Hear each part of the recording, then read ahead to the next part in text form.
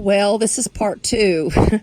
Life sucks for many, many factors. So I had my cell phone on and I forgot to turn it, the ringer off, and lo and behold, a solicitor calls the number,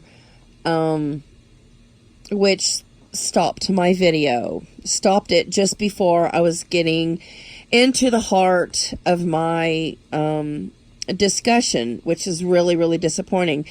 That has happened to me before, and actually sometimes I completely forget to just turn the ringer off. And then what happens is, once I turn the ringer off, then I misplace the cell phone, and then I have to go around the house looking for it, and that sort of thing. So I was, conditioned to believe that whatever you do for people, they will in turn do that for you, because you are setting an example as a role model.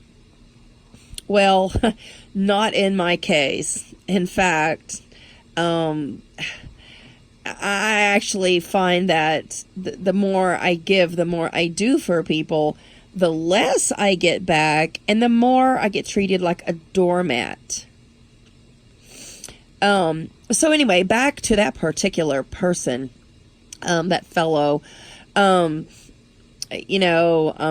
wasn't a factor of money that they were so selfish and greedy and stingy and withholding of anything in return.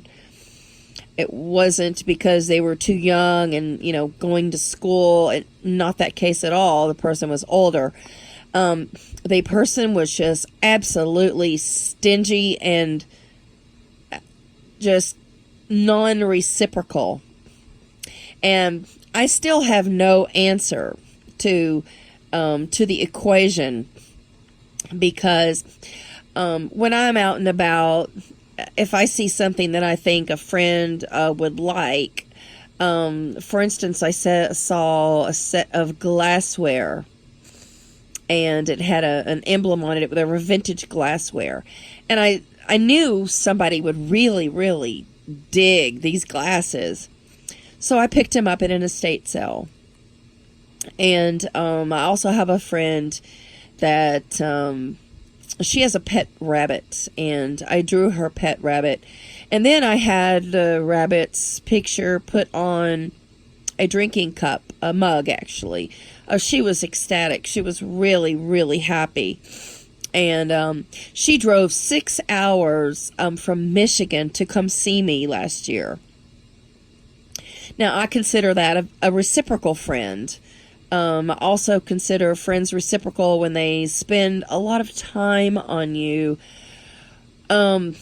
whether by conversation or going out. But certainly when you meet somebody and you connect, and you go out with them a few times, or you have a lot of things in common, and you start sharing with them, like, for instance, you draw their pet's picture, or you give them something that you made, maybe a batch of cookies, or maybe you were out and about and you found a t-shirt that had something on it that they really liked. Those are the kind of things that friends do. They exchange, they share, they integrate, they reciprocate. But it is my misfortune that, unfortunately, I have been the good role model on many occasions and of late, and the reciprocation never transpired.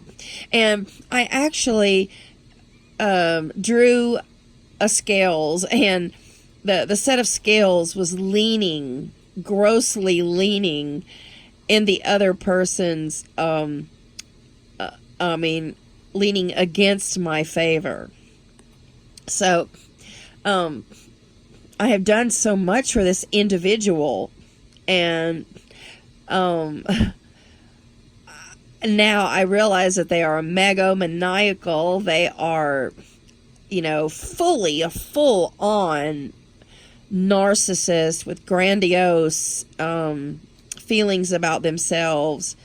And I really I hate to even expose this because it makes me look like a fool for even friending these people, but this individual said he was Christ-like. Yeah, I'm not kidding you. He said he was Christ-like. So, it's embarrassing to hear, somebody say that, and I was actually in this person's circle and, got to know him really well. And I really, really saw some very bad, very negative traits. And, things were starting to add up, red flags were showing. And, I finally got his number. But wherever he goes, he seems to be a user. He uses people for his own selfish reasons. And he loves what he calls his disciples, his followers.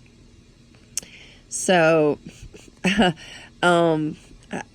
really, it's disenfranchising to me to hear anybody, call your contacts or your so-called friends your followers, because,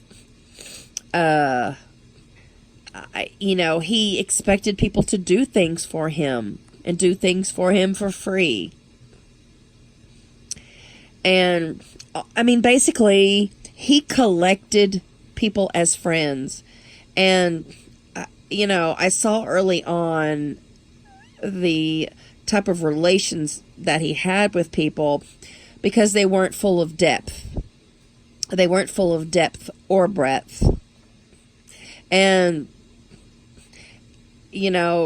on the surface, nobody would see this person quite as the villain that he really is. And one particular trait in life that is just absolutely abhorrent and unforgivable is the selfish trait, the non-generous trait. And I think that alone trumps just about any negative trait. Now,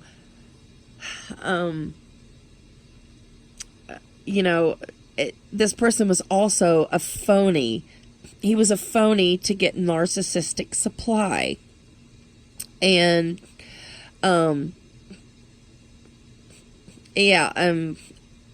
if only people knew the way he felt about them or the things that he said behind their back, it is truly appalling. Because, I was a friend, a very good friend, a generous friend, and he really ruined that aspect. He definitely pushed me away. But it's not the case when you model something in life and it comes back, or when you model something positive or altruistic, that other people will see that act and respond in kind. Not so at all. For 25 years, I have been rescuing pets. And this little girl, she was rescued. She was a dog that was listed on Craigslist many, many years ago. And for the life of me, I don't know why somebody would want to give her up. She's literally precious. She's no trouble at all. She's one of the best dogs, I've ever had. And so I've had her for many, many years. But I have adopted dogs all of my life, and I promote adoption over purchasing dogs. And do you know what? Everybody around me, whether it's neighbors, whether it's, extended contacts or friends,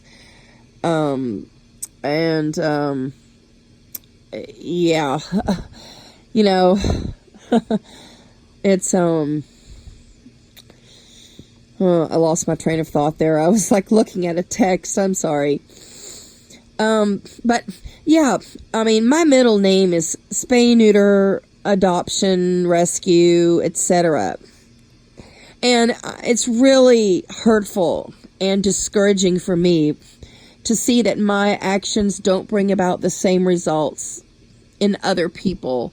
When I rescue and adopt, sometimes people tell me, Diane, that's a great thing that you do. I love what you do. And then they go out and buy a hybrid dog, like a golden doodle, or a labradoodle. It's disgusting. It literally, it appalls me that my actions and my mentoring and my own behavior has not influenced other people. And so that just has to be something that is one of the most disappointing things in my life. And that is getting people to do the right thing or to do the altruistic thing. And that does include adopting children or by not having your own children. And I'm very outspoken locally and internationally and online about refraining from having children. And it doesn't seem to be very effective at all. So that's my lot in life. Doing the right thing or mentoring and setting a good behavior does not always result in getting the same response back or yielding a good result with people. I remember a friend I had in Sugar Land, Texas, and you know, she was younger. She was maybe about 6 years younger than me at the time, and she was a student, but she was just a complete user. Like whether she needed gas and she ran out of gas or she needed a place to crash, you know, for a couple of days or a week. This woman was just not reciprocative. And, you know, I remember her really well. I mean, she really stood out as someone who just did not give back. And I've never been a user. I never want anybody to feel that by having me as a friend or an acquaintance that I took from them or that I didn't give my fair share. And so when the scales are tipped in another person's favor in a relationship, it's very, very discouraging because you lose all faith in humanity. So I guess that's my message today. So this is part 2, and I we'll probably post these separately because I don't really want to spend the time to splice them and edit them. So thank you for watching my video. And please subscribe if you already haven't.